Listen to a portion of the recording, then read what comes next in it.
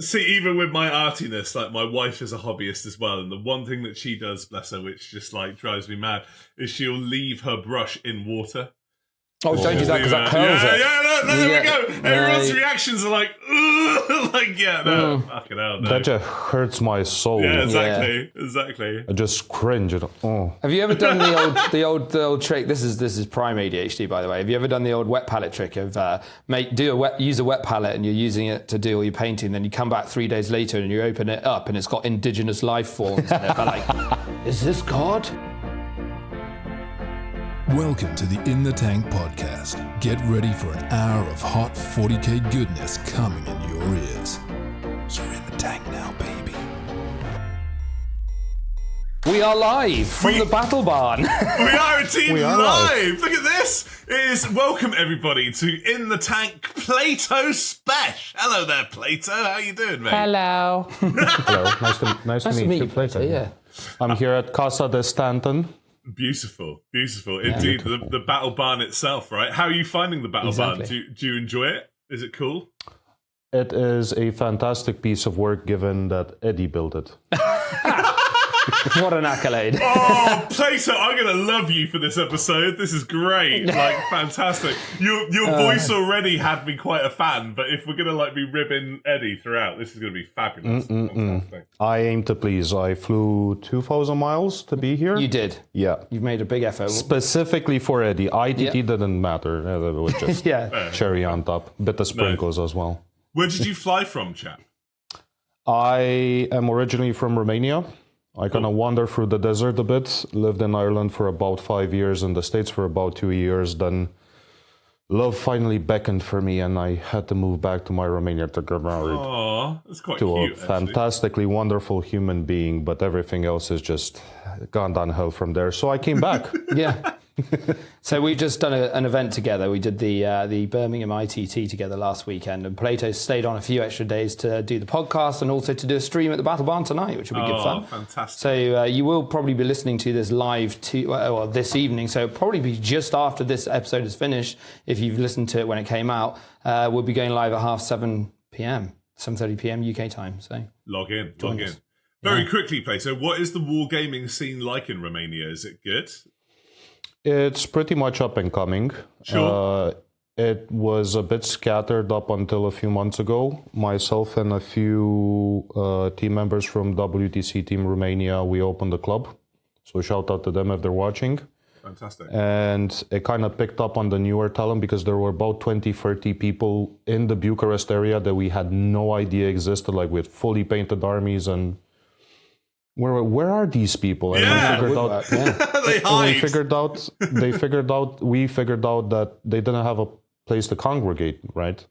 And it was very important for us to set community standards. It's especially important if you're an up-and-coming scene like Romania. It's not something established like in the UK or Ireland or Germany or the US. Wow, wicked. Yeah. That's really cool. Thank you for letting us in on that. If I ever get international guests, I just want to hear how their communities are doing. Like outside of the UK, because I think we're kind of spoiled in the UK, where like obviously it's kind of like the birthplace, a lot of the birthplace for like wargaming in general. So like you can basically stroll into any city and be inundated with events and stuff like that. So we're very lucky in that regard. But that's cool. Like well done, and I hope your hobby community in Romania blooms and that you're one of your key components there. So one of the first things that we do every In the Tank episode is to do the classic GW manager, so what you're working on. So what are you working on, boys? Like, what are you working on? Plato, do you want to go first, mate? What have you been working on hobby-wise? What's been going on in your hobby world, so to speak? So hobby-wise, I try to upgrade my Iron Warriors army with Perter Baden here. He's a guest speaker. Amazing. I'm also, this is my year of chaos as well, both literally and figuratively. Yes. It's Russ's too. Yeah, some pretty intense shit is happening actually. People keep asking, so how's your year been? Pretty intense actually. Chaotic. Chaotic. Hobby-wise, I picked up, I had an army of World Eaters, Death Guard, T-Sons, and EC. So I'm working steadily on those. I'm aiming at having a unit done per week. Great. Just so I can slowly creep up in preparation for WTC, because there's going to be a manic period of testing out lists, and you don't really want to cut into your practice time with your hobby time. True that. And that does not gel well with the perfectionism that I have when it comes to models. I mean, they don't have to be picture perfect, but they do have to have a bit of spice on top, you know? They also all have to be gunmetal. Yeah.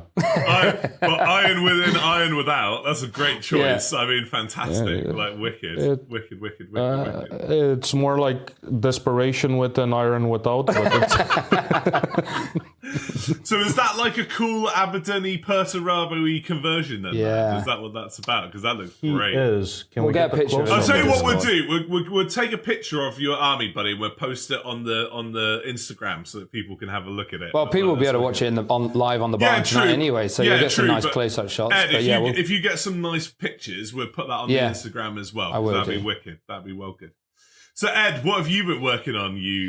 I've just had an enormous dump load of terrain appear from March of War, which has been fantastic, along with all of the Trench Crusade stuff. So we've got so much stuff to work on, because I want to just get some nice scatter done for the barn, and also want to be able to make this Trench Crusade board. So we've got modular trench systems, we've got all these like barricades and sandbags and ammo crates and just everything you could possibly imagine, like bunkers, everything. It's really cool. So a lot of that to work on. I haven't started on it yet, but that's going to be a project over the next coming couple of weeks. And I've also built a couple more Achilles Ridge Runners for the GSC so that I can start to move towards running different GSC lists, because at the minute I'm kind of locked into one list. So I'm just going to steadily expand them now. We've had a couple of people like Sam Nash has lent us a few armies to the barn, which has been really helpful, because I was literally just about to embark on painting up some more of my Grey Knights and also my Imperial Knights, because obviously they're coming out, and he's just lent me both armies, which is amazing. Great. So now I've got more time to focus on the terrain aspects in the GSC. So very good lad. So shout out to him. And obviously a shout out to Michael Core from Didcot War Games Club for all the terrain that he's lent the barn as well. But yeah, we're getting there with it. So that's what I've been working on. Nice. Lots of stuff. Cool. Well, it's also my year of Chaos Plato as well, so I share your chaotic influence there, which is quite fun. And in regards to your comment about like practice time and hobby time, like I have had zero time to practice my CSM army, and it seems to be doing all right. So I'm kind of cool with it. But like, I've been getting through my Word Bearers Force the Ascended Suns at the moment, ready for the old Battle Barn appearance, because I'm borrowing some units from Sam, obviously, for the Battle Barn game on Saturday. But also, I'm painting through some stuff. I'm painting through my Dark Prophet-y Issa Riot guy, which is quite cool. So I'm quite having fun with him. And I'm getting through Chosen, although I'm kind of desensitized by like the armor trim now, where I just see armor trim in my dreams / nightmares now. You were like, I'm loving all this armor trim, it's great. And now you're like, I hate it. No, do you know what? I don't necessarily hate it per se. It's just like, it's quite involved. You can't do it ever so slightly tired, because if you fuck that up, then you ruined it a little bit. Have you tried these new trim pens, the metal trim pens? I have, but they don't come in Emperor's Gold, Ed, so I can't do that. What can you do then? So I can't really I have a simple trick for you. Go on. I am very much familiar with the purgatory of Chaos Trim. He would be. I am. You need to have yourself a good metallic paint that flows really well and doesn't get bogged down, which is a bit finicky and tricky to find. But if you varnish your model and if you just have one of those small cotton swabs, even if you make a mistake, you just take it off. You beauty. Save point. You beauty. What a great idea. Fucking hell. All right. That sounds great. Nice. Yeah, love that. That's brilliant. You're going to learn some shit today, Russ. Yeah, I'm sure I am. And, of course, I potentially want to have a go at cracking on with some Death Guard. Although, to be honest, I'm tempted to just leave the hotness to be the hotness and just carry on with CSM, because I'm really enjoying that at the moment. And I've got an idea for a unit of Chosen where I'm going to do... Like I'm going to have a little cool unit of 5 Chosen that I'm decided that I'm going to do like a 1,000 Suns guy in there, a Khorne guy in there, a Plague Marine in there, a Noise Marine, and a Fallen Dark Angel in there as a unit of cool like Chosen to hang around with my my Apostle and stuff. But there you go. Nice. So a lot of chaosy goodness, but it's all cool. Did everyone see the cool reveal for that new Imperial Knight as well? Like, yeah, looks interesting, doesn't it? Oh, he looks quite cool with that massive plasma I'm going to fuck you up gun that he has. Yeah. That looks pretty cool. I'm sure that's Very going to cool. do some damage. So, we better go on to our first topic then, lads. So, hobby tools. Because I've heard, Plato, that you're a bit of a specialist in regards to hobby tools. And you've already given me some advice in regards to, like, a cotton swab with some varnish there. Yeah. So what are some of our essential favourites, and what could we recommend to the Warhammer community going out there? Whoever wants to start first. You jump in first, Plato. I need to clarify something. So you varnish first, and then you apply the trim, and then you need a very small, fine cotton swab with maybe a bit of alcohol on it, just to rub the excess off. Would white so spirit don't put varnish on your cotton. No. White spirits work. They stink, but you need to dab off the excess. You don't want anything flooding the area. No, fair. That's wicked. What varnish, very quickly, what varnish do you use, Plato? I use Airbrush Vallejo. Okay. It's Gloss the premium range. I have a mixture. I typically varnish anywhere between 2 to 5 times per model. Wow. Okay. It depends on the model. So if it's metallic, gloss first, then a bit of satin, and if there's any tabards or any sort of cloth there nearby or anything of the sort, I just go with a mixture of matte and satin. And okay, nice. Creates a nice save point, you know? Every time I finish a big phase, just varnish it, leave it overnight. I know Squigmar's a massive fan of the concept of like the save point varnish vibes, right? Yeah. Oh, yes. Saved my ass a couple of times. Yeah. So let me set the stage on the hobby discussion.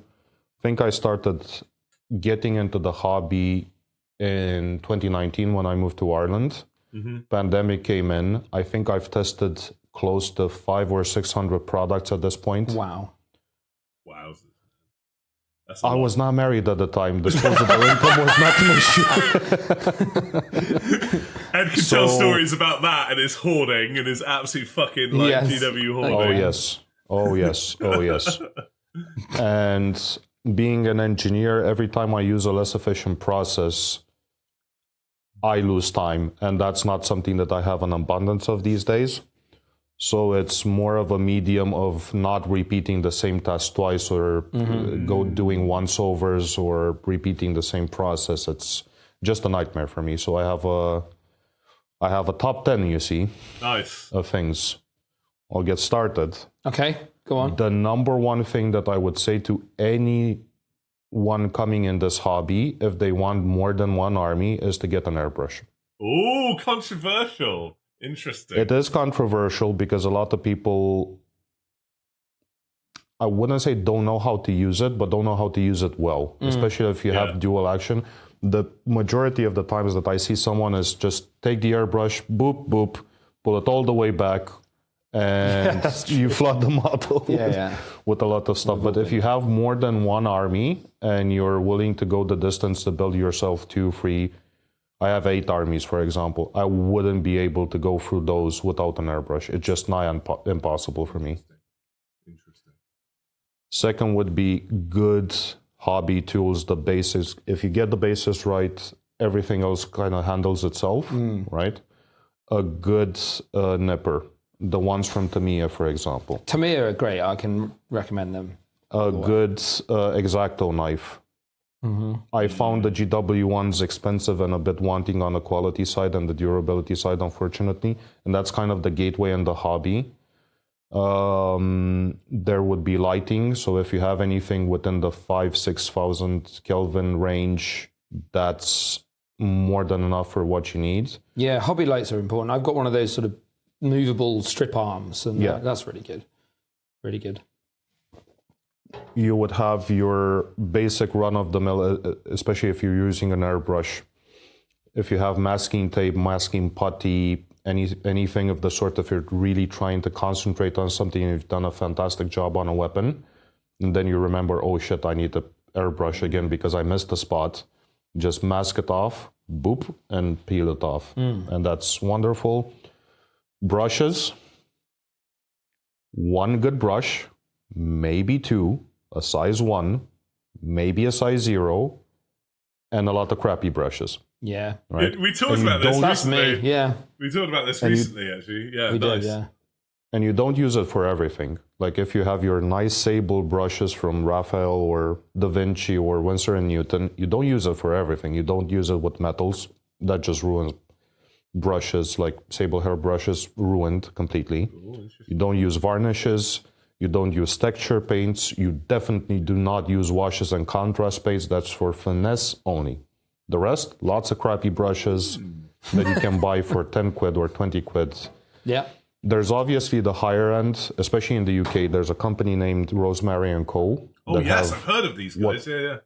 They have an evergreen line. I had them for 4 years, and they still hold the point, and they're synthetic. That's amazing. Because I have a lot of metals, and I work with a lot of metals, but I do take care of them, like religiously take care of them. I'm finished. I dab them in soap. Yeah, but I'm really good at that. That's your engineer discipline coming in there, though, lad. Like, I'm like a shoot from the hip muso, so I'm like, oh, fuck it, it's fine. My pedal board will sort itself out. It's fine. It's all good. I like to call it process discipline, and this is something that I tell my team at work as well. Yeah. If you get in that habit and you're not just artsy fartsy, I just let the magic take me, man. Yeah, but Plato, we're different personality types, lad. I'm not an engineer by default. To each their own, but you have to understand that you have a price tag attached to your decisions, right? I agree. That's a fair point. So you can't complain afterwards when you have to replace your brushes. No, every it's fair point. It's 2 weeks. a fair point. It's a completely fair point. He's done us there.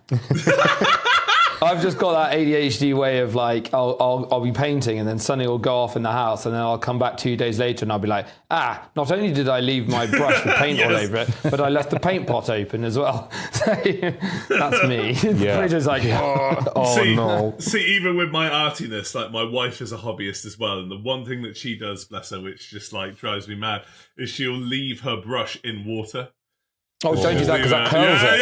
There we go. Everyone's reactions are like, fucking hell, no. That just hurts my soul. Yeah, exactly. I just cringe. Have you ever done the old trick? This is prime ADHD, by the way. Have you ever done the old wet palette trick of use a wet palette and you're using it to do all your painting, then you come back 3 days later and you open it up and it's got indigenous life forms in it. They're like, is one this of the reasons why I don't use it. That's one of the reasons why I don't use a wet palette. I know, in it's the same for me. I used to use one a little while ago, but I find unless you are painting shitloads in a given week, I just forget about them and then they just rot.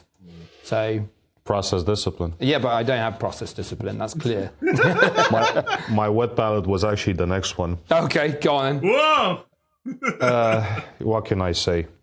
Wet palette, and there's these.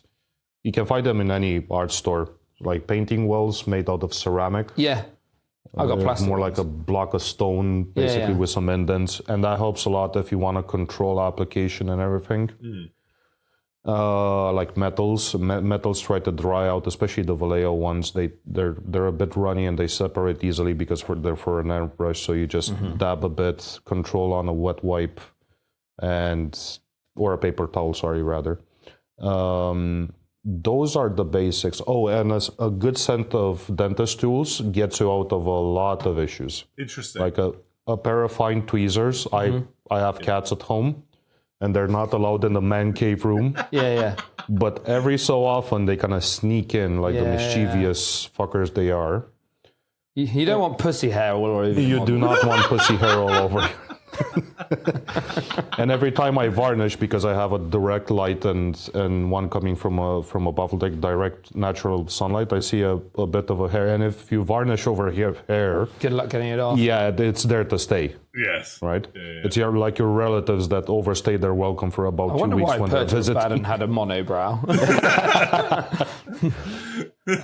Fine pair of tweezers, just some dentist tools to get little indents out. Yeah. That's pretty much the basics. And if you get the basics right, and it is a bit daunting and a bit expensive to start off on the right foot, but it's a increasing cost of investment because you don't have to replace them as often. Yeah. Yeah, fair. I agree. I do agree your brushes concept a lot, actually. where we talked about buy shite, buy twice in regards to Yes. decent quality brushes. That will go the distance, and as long as you look after them and you have your discipline, so to speak, you will have a decent bit of kick that lasts you a while. But then you also have a lot of crappy brushes that you'll do your everyday slogging with that will probably come in handy for stuff. The only thing that I must confess that I agree with pretty much everything you said, Plato, to be fair to you, buddy. You raised some really good advice there. Just I'm not part of the airbrush cult yet, and I don't think I will be anytime soon, if I'm radically honest with you. I just don't like the tactile process of an airbrush compared to traditional painting. And I know that in terms of time saving, there's obviously massive advantages associated with airbrushing for that. But my concept is a lot of the color schemes that I do are a little bit too complicated for a classic airbrush situation where they're either split schemes or in the case of CSM with a lot of trim and stuff, where by the time I've got my airbrush out, cleaned it, done multiple layers of what I've done, I could have just base coated, washed and dry brushed, or staggered across a long period of time, especially if your hobby time is stolen, so to speak, where you have incremental time of 15 minutes here and 20 minutes here and 20 minutes there. I could literally base coat some shit, one 15 minute, wash some shit in another 15 minutes, and dry brush some stuff in another 20, and I get a very similar-esque effect to that of a thing. So, and then I've got to do the fucking trim and stuff anyway, which you have to slog through with a brush, right? So, but airbrush is not for everyone. For me, it wasn't love at first sight, right? Yeah. I got myself a shitty airbrush at first. Yeah. I had a horrendous experience with it. Fair. I got my second airbrush, which was substantially more expensive and finer. I've had it for 4 years now. And then my wife, God bless her heart, got me the new Harder and Steenbeck 2024 Evolution with a Titanic tip. Yeah. And was the way in which I would compare it is the following. I used to be in the automotive industry, and once you go electric, you tend not to go back, not really, right? And buying an airbrush, even a cheaper one, if you have an Audi, for example, a petrol Audi, buying a electric Skoda is more akin to a petrol Audi than it is to a petrol Skoda, right? And once you use it, once you prime without a rattle can, once you varnish, once you glaze, once you apply very thin tints of contrast paints that are diluted and they don't run anywhere, you're never going to go to you're going to dread it. Now, that doesn't mean that you're going to escape the paintbrush completely. It's never going to happen, right? For me, that I have a very limited time window daily in which I can do my stuff, it helps just, if I have 20 minutes, that means turning on the airbrush, priming, cleaning in 5 minutes flat, boom, I'm done. 15 minutes, done. Yeah, no, fair. It does always disgust me how fast airbrushes can get armies done. And I'm sat there slaving away with my dry brushing and my sort of contrast layers and bits and bobs. So it's a skill. I think I don't really understand how to use my airbrush properly, clearly, because Plato's going to teach me. So I think, I've got all my pressure wrong and all this sort of stuff. And I think that's probably one of the reasons I don't use it very much. Yeah, I know. It's just basically I'm hosing it everywhere. So it's okay for getting base layers down, but I can't do anything fine work with that much pressure because it's it just blows everything off of the model. So I need to figure that out. But that's why I've kind of veered away from it for anything bar big base layers. So it'd be good to use it properly. I do have one more thing to say about hobby tools, which is more of a esoteric kind of thing. Learning how you can manage your time and keep the peace is vitally important. Especially if you're a dad. Especially if you're a dad. Man. I'm not, but I'm very involved in the household, especially if you have a partner or a spouse, if you have responsibilities. This is what kind of got me in those hobby tool discussions, right? I want to be as efficient as possible so I can keep the peace at home and at work and in my personal life, but also do a lot of hobbying in the meantime because I value myself as being a competitive player, and I want to put armies on the field really quickly.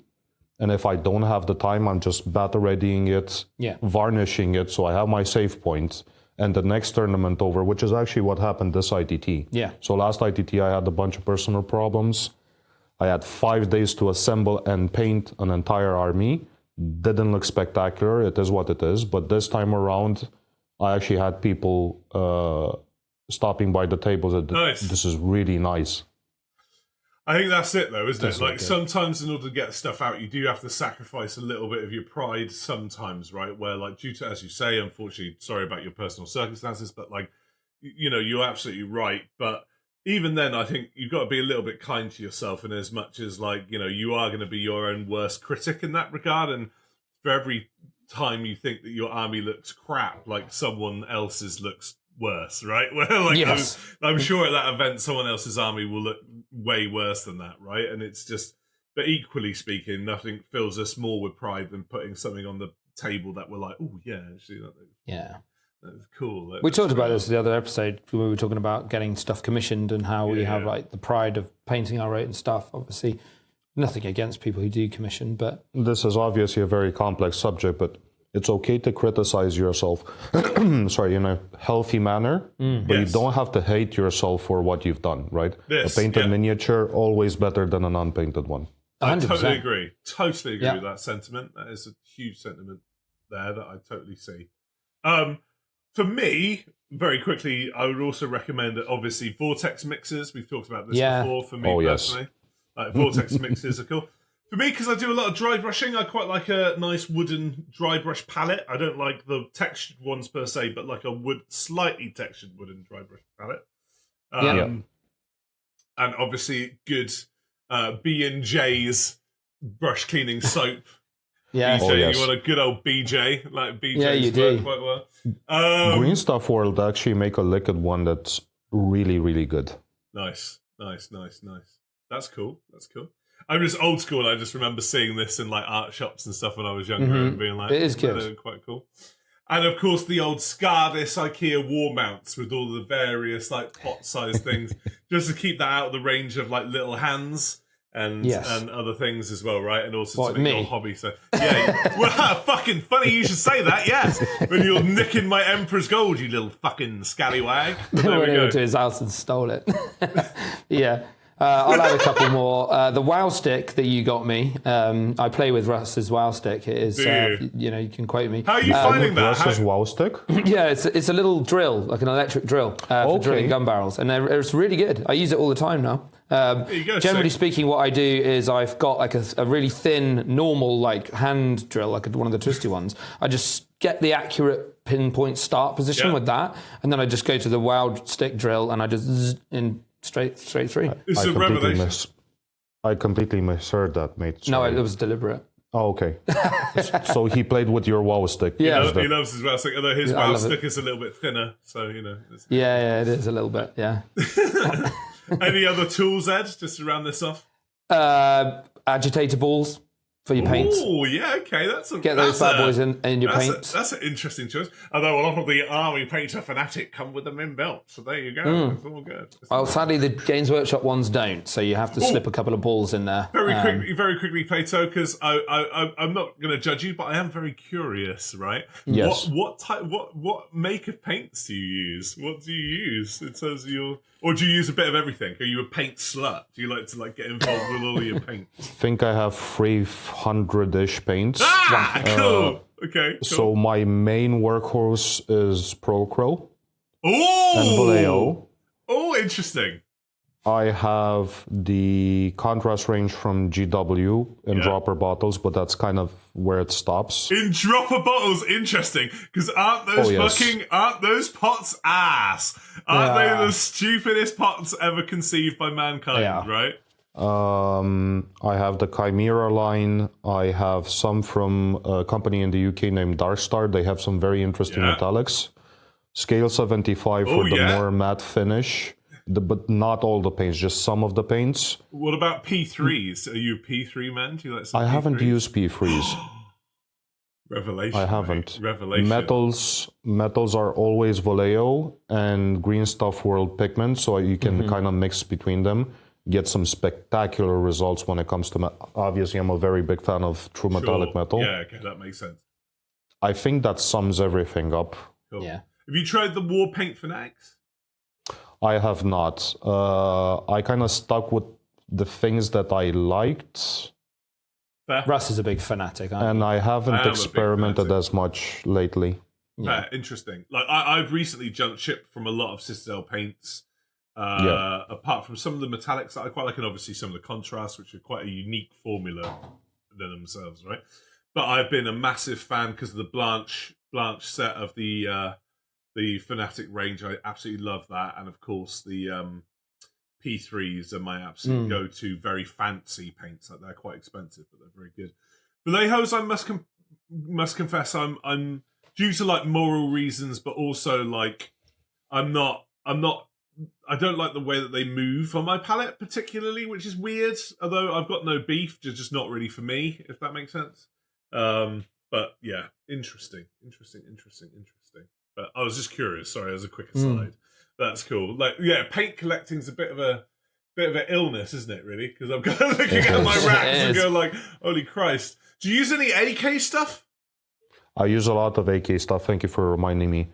I find that the newer AKs are reformulated Vallejo. Okay. So the Vallejo ones are kind of hit and go sometimes with quality control. Yeah, this is what I'm still a big fan of the metal range. There's no better metallic range for me. AK is fantastic. Secret Weapon I found to be an excellent weathering paint. I don't know if you get it here. I think I ordered mine from the States at one point. No, and I'm a painty slut, and I haven't heard of those guys at all. Chimera is more of a fancy, artsy, single pigment one. There's, again, very hit and miss in quality control, but there's some paints that are just fantastic. And to round up everything, inks from Liquitex. And some Dalarani, and a lot of oil paints. Like what's your favorite white paint? Bolt Titanium. What a fucking chagger. This is that's when you know. Top lad. Yeah, that's it. That's the way forward. It's the a way man forward. of quality. And if you don't want it to chalk, Bolt Titanium with just a hint of gloss varnish. Oh, okay, I use airbrush thinner in mine. There you go, Steve. There you go. Never chalks up. Yeah. No, fair. Yeah, that shit is unreal. Like It's that very white is unreal. It's like, I can cover anything. Oh, It does cover anything. When you compare it to anything else of an equivalent brand, it just fucking murders it. It just murders it. Oh, no competition. But if I can recommend some paints for you, Pato, that I think you might like, please check out your P3s. The one thing I will say, don't use P3 metallics because you're a metallic connoisseur and P3 metallics are fucking ass. I don't like them. The colours are nice, but the application's weird. Metallic connoisseur. There you go, see. I let you have Iron Warrior man, like you gotta be if you're an Iron Warriors player, right? But their colours that are so beautiful, especially when you've got washes on them and stuff, like insane, absolutely insane. Like I am a red paint collector, so red paint. I have a fetish for red paint. Like I've probably got about 80 red paints, probably about 70 or 80 variants of red paint. Seriously. See, a man of culture. Yeah. Thank you. See, look at this. This is fun. I have the same issue. Yeah. Red paints, man. But like same affliction. But I will say the P3 reds are just something else entirely. Like they just hit hard. They hit hard, mate. So yeah. I will have to rephrase my answer on the white. If I'm applying by brush, Bolt Titanium, hands down. Yep. But if I'm applying by airbrush, if you have Tamiya flat white, thinned way down like a drop of paint to 3 drops of thinner, and it's alcohol based, it is the smoothest finish for white you have ever seen in your entire life. Nice. Lovely. Cool. Lovely. Right, we best move on because that was quite a meaty subject, to be fair. But there we go, very good. It's good stuff. So then, guys, the power and street cred of unconventional list making. Is it worth the risk?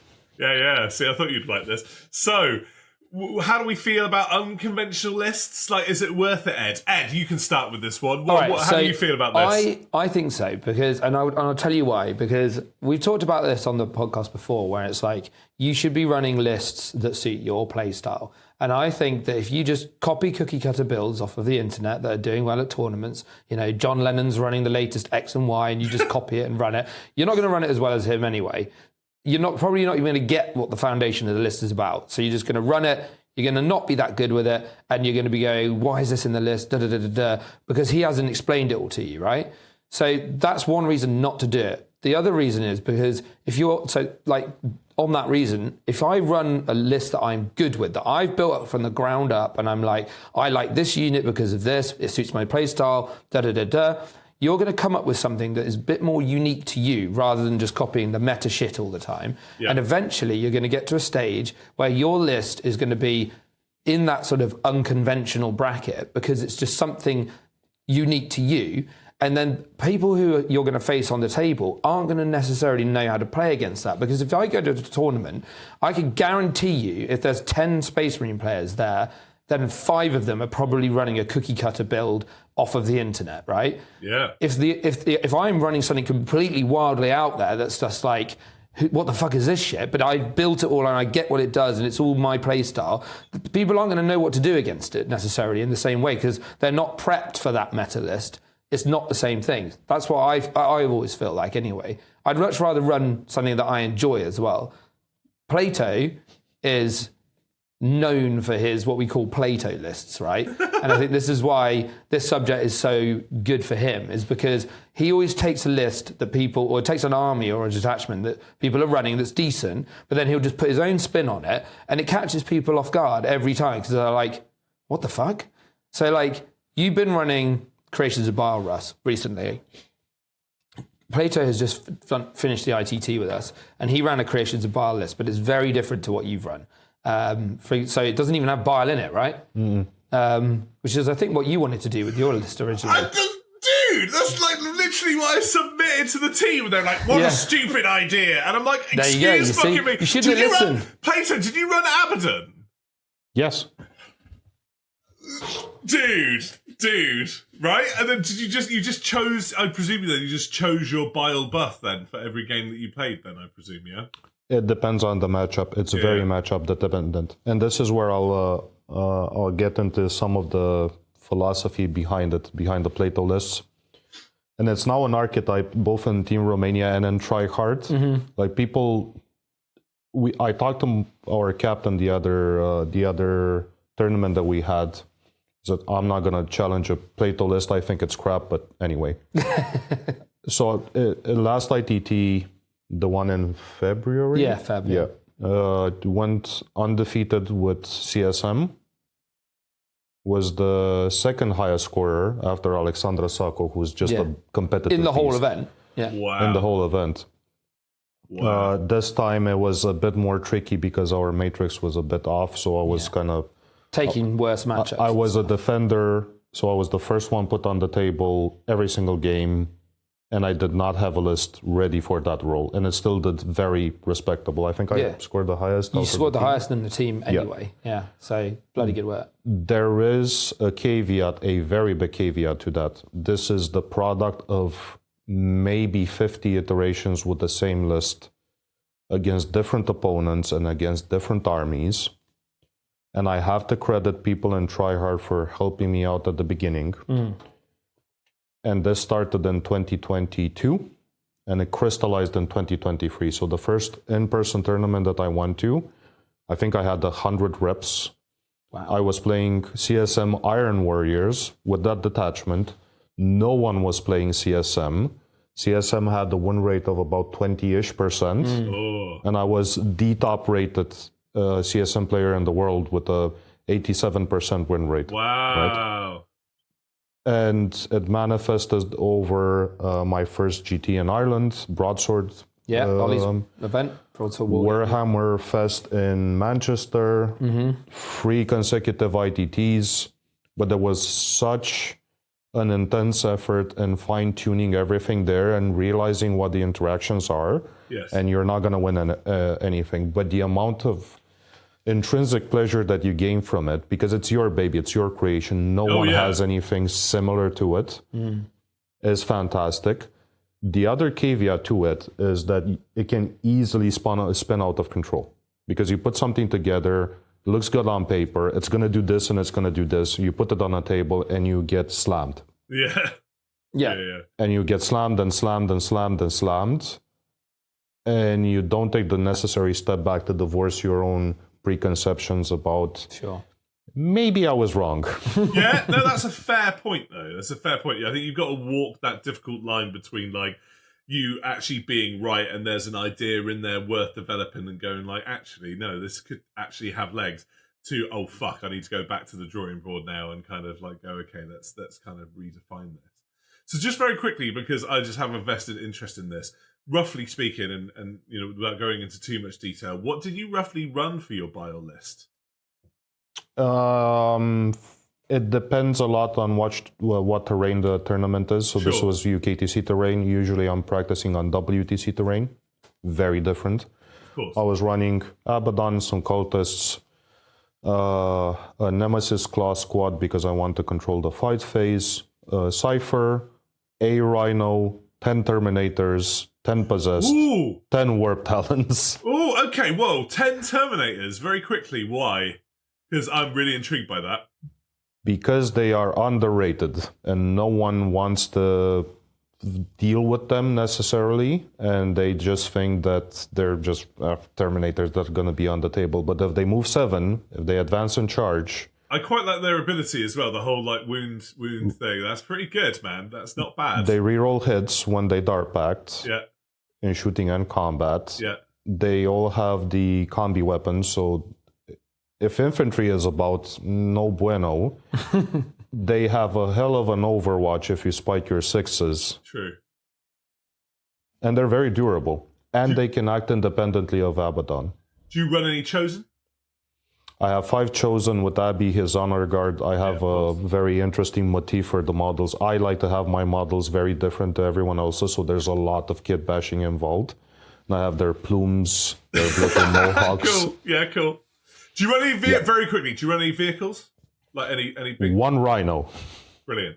That's kind of what I'm thinking too. I'm like, why would you bother really? But there you go. Very good. Interesting. Terminators. See, I've been eyeing some Terminators myself. That's why I ask. And I'm like, they're pretty good. The data sheet's pretty good. There you go. I need to trust my instincts, Ed. I need to fucking trust my instincts. You need to have some confidence, you know, just play what you want. And if you get slapped, like Plato says, then you know you go back to the drawing board a little bit and go from there. You know, it's the same thing with my Necrons list. Like it's taken quite a few iterations. You know, I played a different version of it last weekend with you, then I played this version of it this weekend, and having come away, I played a game against Danny Everson, who's like one of the best Necron players. He's a really good chap, actually. We had a very good game. He beat me 12-8. But it was close, and I needed to get 7 points for the team for the draw, and we did, which was epic, because it meant that we stopped them winning the event because they got 4 wins and a draw. And we were the draw team. So, sorry, Danny. Shout out to Team Sigil, by the way, because they were excellent opponents. But yeah, it was like he ran a Tesseract Vault instead of Doomsday Arcs. And I was like, this is interesting. And having come away from that game, Danny and I both traded some sort of thoughts. He was like, you should try the Tesseract Vault. And I was like, I'd like it. I'm going to. You should try Psychomancers. And he was like, they were amazing. I'm going to. So he came up to me later on in the event. He was like, I've already made my list with the Psychomancers in it. And I was like, sweet. And now I've made my list with the Tesseract Vault in it. That's cool. Yeah. I do have one more thing to add on top of that. And I am of the opinion of the more you rep into it and the more different styles of gameplay you have, as in teams versus casual versus competitive singles. For example, the Terminators on WTC lists, nowhere near touching it, right? So this is my tech, quote unquote, for UKTC terrain, right? And just because one thing works in a particular set of circumstances does not mean that it works in different circumstances, right? And you have to be very surgical, in a sense, in figuring out, hey, this does not work for my list, especially when you're in a team's environment. This does not benefit my team whatsoever. This is an ego pick because I like them or I like how I painted them. So sometimes they don't perform, and that's fine, but you need to be able to maybe take a very hard look at what you've written. And I always have this introspective thought with both the team in Romania and Tryhard. Hey, this is what worked. This is something that I'm on the fence of. This needs to go. But it's good to be able to do that, right? And I think, you've got to look at like the different terrain sets. It's something interesting because in the UK, we mostly play on UKTC terrain, right? At all the sort of major UK events that are run by Zach. There are a couple of other ones like Glasshammer have their own set of terrain, and then you've got like obviously a couple of people will run some GW stuff like we had at our team event, Russ. Obviously Michael was running the odd set of Games Workshop terrain, which was cool. But you've got to look at when you're building a list, it's going to be very different, especially I find as like both a very heavy shooting or heavy melee army. Because if you're playing on a WTC terrain board and it's very dense and there's tight lines of sight, that's going to be quite hard as a shooting army to get those lines of sight. But equally, if you're running melee armies, you've got to look at the distances you need to cover from your like staging points behind a ruin. Because on UKTC, sometimes there's quite a long way to go. And if you're not fast, like Bile or World Eaters or something like that, then it's quite hard to cover those distances if you don't have advance and charge or quick movement speed. So you have to think about, what am I running? Where do I need to get to? If you've got like lots of close set ruins, because WTC, you could fight through the walls, which is very different to the UK. You put something an inch away from the walls in the UK, can't touch it unless you come through or round. In WTC, you could fight through the wall if you could end the charge in the wall, right? If you're infantry. If you're infantry, yeah. So that makes a big difference to the way you're building your list. So it is something that I don't think many people take into account at the minute, like general players. Obviously, like top players will, but a lot of general players, we just play the same terrain every time. And we just don't even really factor it. Someone, but I'm not going to say who, but someone has a fresh new WTC terrain set. I do indeed. We need to get some base plates for it, but I think we're going to just try and run it without for tonight. Ooh. Maybe. So we'll see. Does this mean you're going to get fucked by Bile twice in 1 week? Yeah, we're actually going to run UKTC because Plato's list is designed for it. But yes, I probably... Hang on, wait. I'll get fucked by Bile once in 1 week. I don't think so. I will. So if Plato beats me tonight... You're getting chaos right up your ass, mate. You're getting chaos Plato beats right me tonight, then you're in trouble for Saturday. I don't think this is a question of if, mate. I think this is a question of when. Well, I'm running Custodes tonight. Oh! So it's going to be a bit different. Fun fact, I've known Eddie for close to 4 years now. Never played him. Oh. That is actually true. You haven't, have you? No. It's because I've never got any time for online events, and Plato's obviously in a different country to me most of the time. So there you go. Yeah. Well, that's fine. It's about to fine. happen. You're just going to get fucked by chaos this weekend. Yeah, so I'm going to get fucked. Not only you haven't had chaos on the channel that much, and now you're going to have them both in 1 week. Which is Tarazin did say chaos is, soon. Just getting Iron Warrior and Word Bearer Bakake this week. So it's it's like It's Van all over again. Right then, cool. God. Okay, great. Awesome. And speaking of It's Van all over again, we're going to round things up today with our lore topic, Plato, as we always do, because lore is awesome and we all love a bit of lore action. So, GW's use of plot armor for their most kill me now. protected characters. Is it a problem? Should you kill your darlings? If I may, can I begin with this? Because we've taken it in turns. Away. Thank you very much. What I think is really weird about plot armor within the context of 40k, right? It's just like, we know for a fact how unbelievably brutal this setting is, right? Katie has fallen, Tanith has fallen, It's Fun happened, Primarchs have died. Do you know what I mean? Like, there have been some really key, important plot events that have defined moments in the lore that have been absolutely awesome. Obviously, Sanguinius dying being a massive thing for like Blood Angels lore and really important to like their whole, Black Rage thing and being a thing that actually helps that army become more defined, right? The thing that I don't understand is why the fuck don't GW do that more often, right? Because technically, Warhammer's kind of a historical war game in as much as I kind of understand why they wouldn't and go, well, look, this character's dead now in the setting.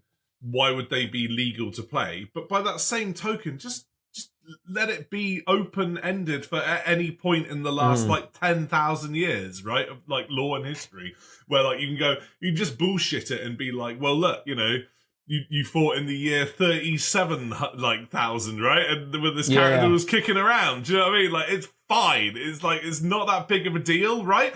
But like Horus Heresy does that. Well, like, there's a lot of death that happens in Horus Heresy. Like, we lose Ferrus Manus, like, really quick in the Horus Heresy, right? By Fulgrim, right? And by that same token, he's a playable character in the Horus Heresy. You will have weird matchups that would never have occurred in like, the Horus Heresy lore, where, like, Ferrus is, like, pounding on Horus or something, like, whatever. Do you know what I mean? Like... But no one ever questions that. It's like, oh yeah, it's cool, that's fine. Of course you'd have Ferrus, right? And it's like, if you did kill, like, I don't know, like Chapter Masters or Demonic Primarchs or Abaddon, for fuck's sake, do you know what I mean? Like, you could still historically use Abaddon, like, in your games and stuff. It's just that at this point in history in the lore, he's no longer alive. Do you know what I mean? And that's okay. Yeah. And I just think they're just a little bit, like, control freaky in regards to how they deal with that. Does that make sense, boys? Like, how do you feel about that? It does. It does. And this is a big pet peeve of mine. I have a lot of the Horus Heresy books. Sure. My wife knows 100% with 100% certainty, if I pass away, she needs to sell that to pay out the house. There's an entire cabinet of armies and the limited edition books, and she is set for life. Did you get all of the Siege of Terror limiteds? Did you manage to scout those? I'm missing one. Which one? I am missing the final book. I have that, potentially. Like, which I was very happy about grabbing, so there you go. But yeah, very cool. We should talk. As in, I potentially have a spare one, so we could work something out. Later. I will prostitute myself for that book. What, are we talking about the End of the Death Volume 3, yeah? Yes, correct. I potentially have a spare one, Plato. I love this man. So we might be able to work something out, my man. We might be able to work something out. But hey, anyway, let's carry on. I love your analogy about the Horus Heresy because I like finiteness in my characters. I know I want to have a bit of tension, that there's some sort of skin in the game, right? And when I was reading all the Blood Angels books, which I deeply love, this is why I have a passion for Red. I was looking at Dante, he's dying. Perfect, fucking finally, after 400 years, sorry. And then he's gonna attempt the Rubicon Primaris. Fuck me. And he survived. Fuck me more. I mean, Dante is an interesting example, right, though, because, like, I think he has the foresight that he's going to be at the apocalyptic end of the Imperium, right? Where he's like that. So Dante is a weird example where, on one hand, I totally agree with you, right? That fucker is, like, hanging on by a thread, right? And, the poor bastard, like, he needs to be put down, right? But by that second token, I do love the idea that, like, right at the end of all things, right, the apocalyptic end of 40k, like, that fucker, ironically, is still alive, like, trying to do his duty, right, in the throne room. So it's like, but other characters that have no business being alive, like Abaddon is a prime example, right? Like, don't get me wrong, as a recent convert to the Ruinous Powers, I am reading, like, the Black Legion and the Talon of Horus books and stuff like that. I'm like, Abaddon's actually pretty interesting, right?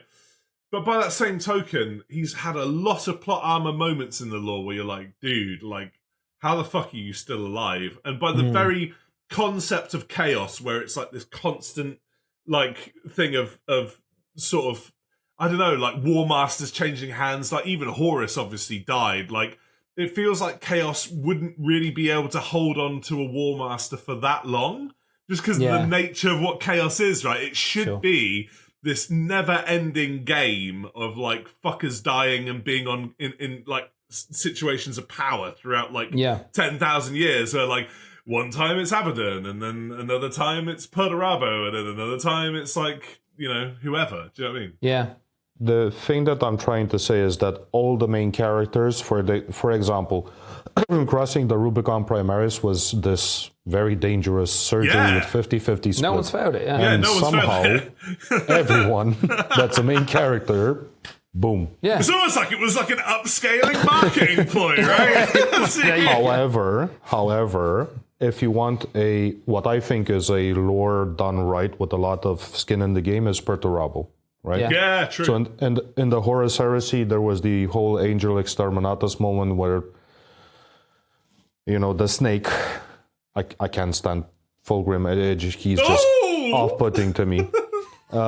He stole his life essence essentially. Yeah. Because he had And when he was approached by the Proto Plague Marines, which were actually Black Legion, to summon him to Nurgle because Death Guard weren't the first pick. No, I know. I love the idea of like a Perturabo Nurgle bastard. Like that's so cool to me. I love that. And now you have a lot of breathing space in how you're going to play around with it. Is he going to try to steal something back? Is he this giant hulking machine, like a living dreadnought on life support and everything can... Yeah.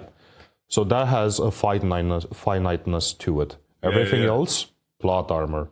Yeah. I'm going to go against all odds, but I survive. And I think it's the same in regards to like some of the demon Primarchs, right? Where they have kind of inbuilt like plot armor in a way where it's like, they just go back to the warp, right? Yeah. We know that like the Emperor's Sword could give like true deaths to demonic creatures, right? So how cool would it be if like the Emperor's Sword just fucking like got rammed up Angron's ass, and all of a sudden we don't have Angron being Angron anymore, and like that adds a little bit of balance to proceedings, right? You told me that old Caldor Drago carved like his name on Mortarian's heart or something. His master's previous name on like Mortarian's heart, right? Which is pretty metal. I hope he inscribed something that you would find in a British gas station toilet, like 4545. I love you. I sucked 10,000 dicks. Love Becky. Cross. Caldor was here. Wow. For free BJs. But it's a good point. It's a really good point, right? And like even some of our most like loved characters probably need to have that like Damocles sword of death like hanging above them one day, where it feels to me like they've had a lot of like punches in the Horus Heresy series, obviously, and in the sort of past lore, but now in the current lore and going forwards, it seems like all they're doing is bringing people that should stay dead back and not killing anyone else. And it feels a little bit like there needs to be, this is, again, we've talked about this before on the pod where we're talking about how we're losing that grim darkification a little bit over time. And I feel like they need to double down on that. We need to lose someone important and it needs to matter. And it needs to drive the plot, I feel like it's only going to get potentially worse because if the Arcs of Omen stuff unfolds to be time machine-y shenanigans, right? And oh crap! Yeah. And I've said this on pod that what's the worst thing that could possibly happen? Dragon Horus from the past, Dragon Sanguinius from the past, and bring them to the present day. And then we all suddenly start to like get really weird about it, right? I've crossed the Rubicon past Arius. Yeah, exactly. And it's just, sorry for interrupting. I think there's a redeeming arc here in how they're going to do the Scouring series, if they are going to do the Scouring series, because I think that's going to set the tone, or reverberate rather, in 40k as well. Yeah. Adding a bit of tension and a bit of skin in the game. It's a notoriously brutal period in Imperial history, exactly. Right? And that's how it should be portrayed. Like, I caught you. You're dead. Yeah. You're not coming back. Yeah. Pouring out for Sigismund, man. Like, fuck me. Like, you know what I mean? Again, Abaddon's plot armor there, right? Which is one of the reasons why I was like anti-Abaddon for so long, right? I'm not a Templar / Imperial Fist homeboy by any stretch of the imagination. Like, fuck painting yellow. But my point is that like that moment between like Sigismund and Abaddon, right, where like Sigismund essentially fucking like deep throats Abaddon with the black sword like inside his fucking like cavity of his chest, and like Abaddon's like, I'm still alive because of dark ruinous parry shit, where it's just like, the Chaos Gods like would have probably found that quite amusing, where it's like, fucking die, like bleed out, boy. Do you know what I mean? Like next champion in line, please. Like, don't cosplay as Horus and you'll have better success. Do you know what I mean? It's kind of true, because Abaddon is kind of like a cosplay of Horus. He's even got the fucking talon, right? So it's like, do you know what I mean? I don't know. Like, I think there needs to be a little bit more lethality in what should be a lethal kind of setting, really. Let's be real. Like, it is arguably the most lethal setting in popular culture, one would say, you know. There's more fucking main character deaths in fucking Game of Thrones than there is in 40k, and that's a problem, right? So, we need to potentially think about that. I mean, it's what makes Gaunt's Ghost so awesome, because at the end of the day, like Gaunt's whole platoon and the Tanith and stuff like that, first and only, there's only so many of them left, right? That whole world is fucking dead, and like part of the intrigue and mystery of it is the fact that there's not that many left, and when one of them dies, it's like, do you know what I mean? Like you lose someone important, and that's how we should feel like every day when we. I mean, some characters they just keep bringing back as well. It's just ridiculous. Like there's this Tyranid called Old One Eye. I know about Old One Eye. But isn't that the point of like the high five, Old right? Faithful. They actually there's a theory that every Old One Eye is just a new version of the Old One Eye that they just bring back to shit everyone up in the Imperium because they know of his legend and how it inspires fear. I love that he has quite a phallic name as well. Like he does. Old One Eye. The plasma spirit. Okay, so as a quick aside, we've got a little bit of time. Name one character that you would kill from the lore that you think should be dead already? Oh, goodness.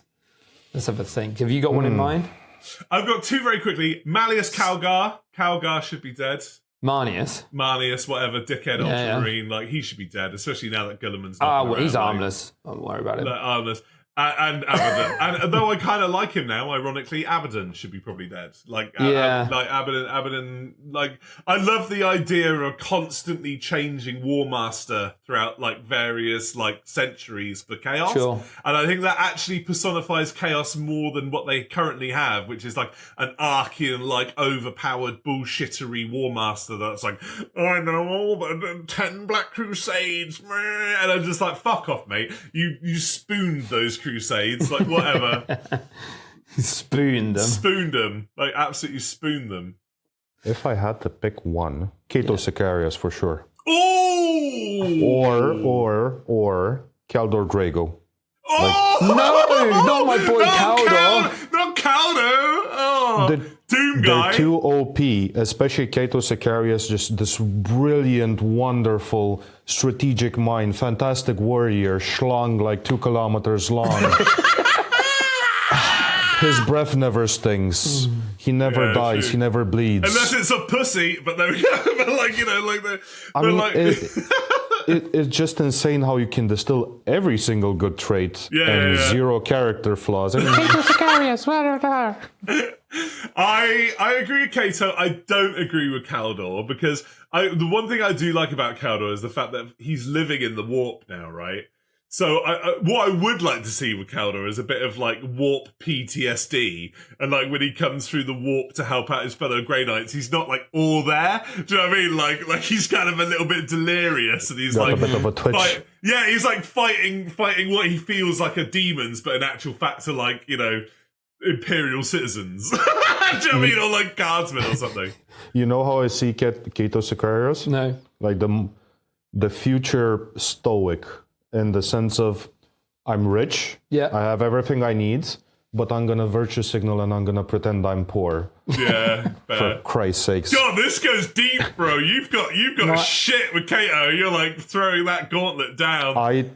I despise overpowered characters, and I despise Imperial fists. Oh wow! True. Look, you're living up to your name. He's literally standing on an Imperial fist. What's your opinion of Sigismund? Do you like Sigismund? I do like Sigismund, yes. Okay, great. Cool. There you go, see. We can still be friends. That's right. Black Templars are not all there, if you know what I mean. I don't even like Black Templars, but I love Siggy. Like, Siggy's my man. They need a lot of leave alone, if you catch my drift. Yeah, no, totally. My Good, choice Ed, is, who did you kill? Gilliman, because he should have been dead already, the prick. Yeah, true. I just don't think they should have brought him back with all that plot armor bullshit, basically, to begin with. What, being your brain's, like, fuckboy, right? Like, Yeah, I don't know, he should have stayed dead. It's very weird. That whole thing with Gilliman was very bizarre, right? And I get it, like, in as much as, like, they you know, as previously discussed, like, GW loves that Ultramarines blue, right? And it's like, you know, he is the ultimate poster child. I can't let him die. Like, yeah, well, he's also like the ultimate like poster child for like a general milk toast Primarch leader as well, right? Toast, yeah. Where he's just like, my superpower is planning really well, but not as well as Perturabo, but I can try. Do you know what I mean? Like, I don't know. I don't know.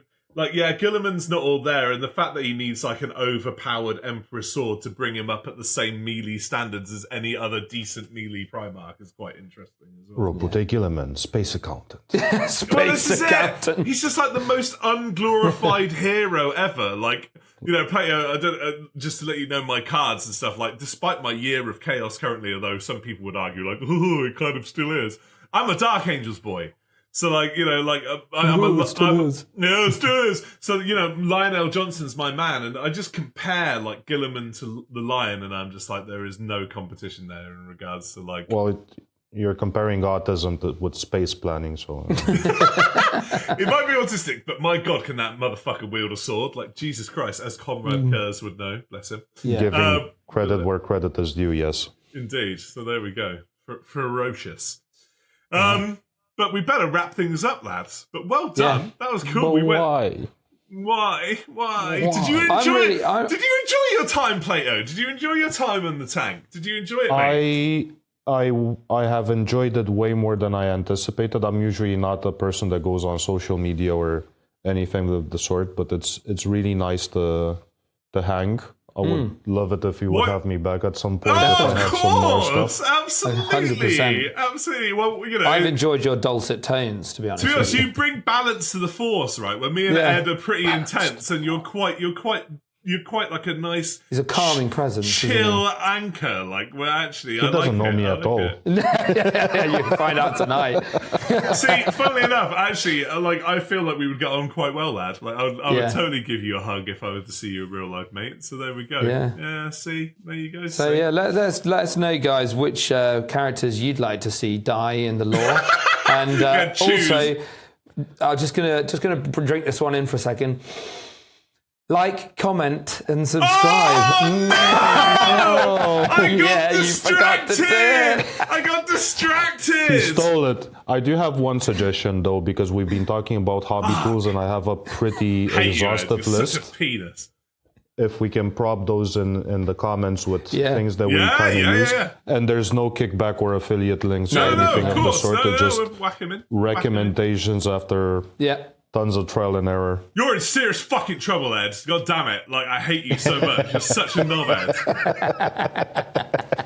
That fist bump him. He doesn't deserve a fist bump. The fact that he, like, had that obnoxious, like, fucking wine-smelling, like, energy about it as well. Like, god damn.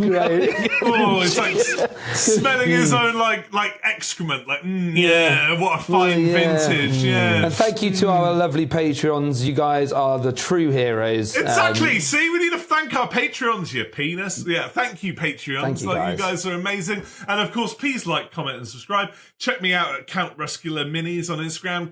Check out Ed at I'm a fucking knob at Instagram.com. Plato, do you have any social medias that you wish to say? There you go. So you're a man of culture. That you don't need I will, however, say that if you want to, give a helping hand or some advice to the Tactical Rock in Bucharest, I would highly appreciate it, and we will as well. Sure. All kinds of support to new coming. It is the Tactical Rock. Yeah. Amazing. We actually trademarked that in Romania. Oh, well done. Yeah. Good work. Well, thank you, everybody, and I'm glad that you enjoyed yourself, Plato. It was a pleasure to have you on. Thanks for coming on, mate. It's been a pleasure to be here. Thank you, Plato. Thank you to my glorious co-host, Fuckface, and I'll see you on the next Ross. In the Tank, everybody. Do you want me to kick him in the nuts a bit? Yes, Plato, do it! Do it, my fallen, my chaos brother, kick him in the balls! Ciao! See you guys. Bye.